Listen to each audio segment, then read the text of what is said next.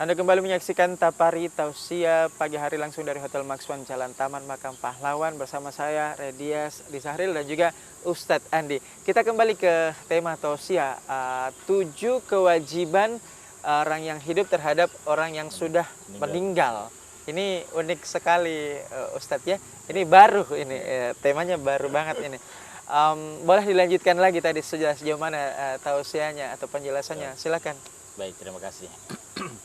Jadi pada saat itu ketika orang meninggal dunia, ini kan malaikat Israel bertanya kepada Allah, ya Allah bagaimana caranya ini supaya saya bisa tahu bahwa orang ini meninggal dunia? Karena engkau yang mengetahui bahwa seluruh ajal manusia itu engkau yang mengetahui, Allah yang merahasiakan.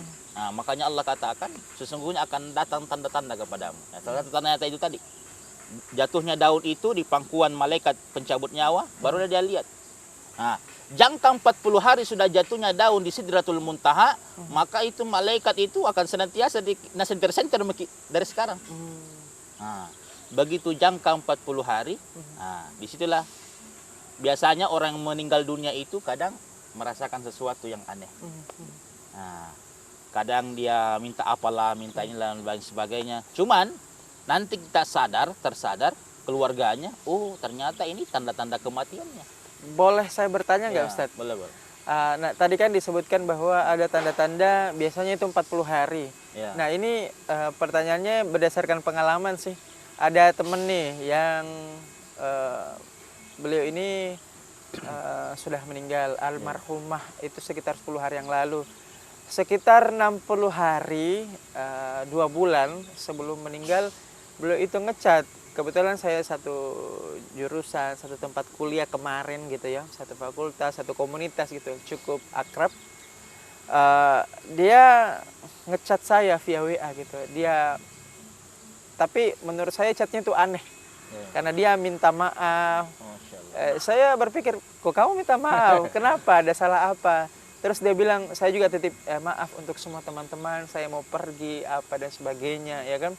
Jadi saya bilang, saya cuma ini lelucon ya, saya menganggap itu lelucon kan Ustadz ya, ini bercanda tingkat tinggi lah, lelucon kayak gitu. Saya tidak berpikir sampai ke sana bahwa ini adalah tanda-tanda dan sebagainya. Tapi ini masanya dia 60, sekitar 60, perkiraan saya itu 60 hari bukan 40 hari. Apakah di sini 60 hari itu istilahnya memang itu bagian daripada tanda-tanda atau hanya kebetulan atau apa sih Ustadz? Kan disinggung ini 40 hari. Ya, datanya kan 40 hari ya, penjelasannya 40 hari. Bagaimana dengan yang 60 hari itu?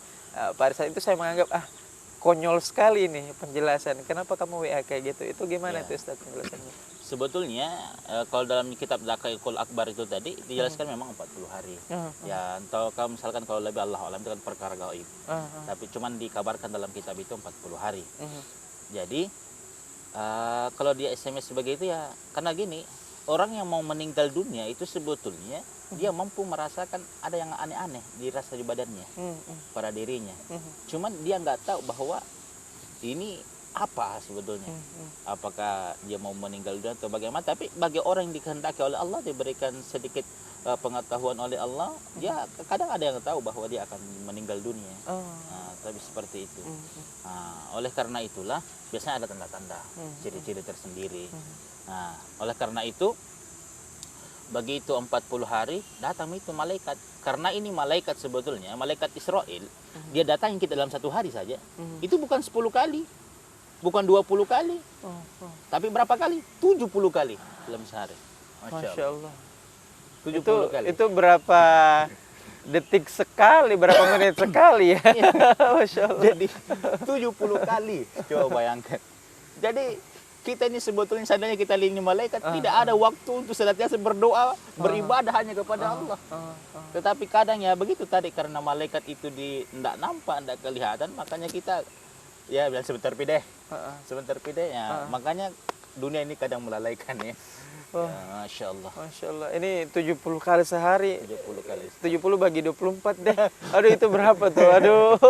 Masya Allah. Masya Allah. Ini berarti memang tidak ada kesempatannya Ustadz ya untuk sebetulnya bisa dikatakan tidak ada kesempatan Ustadz ya.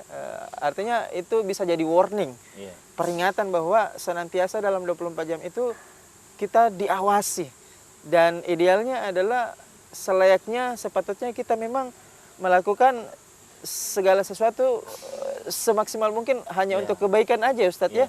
Karena kapan kita lengah sedangkan kita diintai 24 jam, kita berbuat tidak baik, itu bisa, aduh, nauzubillah ya, bisa kita tercabut nyawanya dalam kondisi kekufuran, kekafiran, kondisi yang tidak baik, menjadi orang yang jahat. Ini aduh, bisa betul-betul kontemplasi banget Ustadz ini ya. Itu bisa dijelasin nggak ya itu, atau mungkin saran-saran ke pemirsa di rumah, itu sebaiknya 24 jam itu gimana sih untuk meningkatkan mawas diri kita kepada Allah Subhanahu wa taala Ustaz? Sedangkan kita diintai ini untuk kematian itu 70 kali dalam 24 jam Ustaz. Ya, baik. Para pemirsa Net TV yang insya Allah dimuliakan dari rahmat Allah Subhanahu wa taala. Jadi di dunia ini tidak ada yang tidak pasti kecuali satu. Apa itu? Kematian. Betul. Hari ini ada orang yang bercita-cita ingin jadi bupati, belum tentu dia akan jadi bupati. Ini ada orang bercita-cita ingin jadi anggota DPR legislatif, belum tentu dia akan jadi anggota DPR.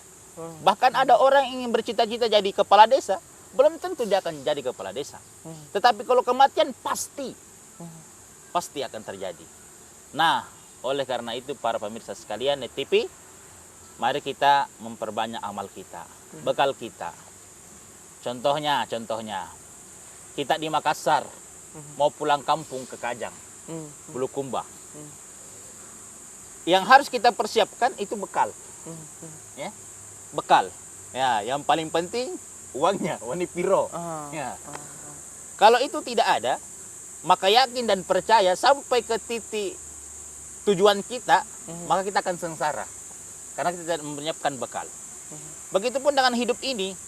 Di dunia ini hanya tempat meninggal, tapi bukan tempat tinggal. Nah, menurut sekalian. Jadi tempat persinggahan ya. Tempat persinggahan saja. Jadi dunia ini hanya tempat persinggahan, tempat meninggal, tapi bukan tempat tinggal. Tempat tinggal kita di mana? Itu adalah kampung akhirat selama-lamanya. Nah, oleh karena itu bekal kita harus diperbaiki bekal kita. Bekal kita apa diantaranya? Yang paling penting adalah sholat kita.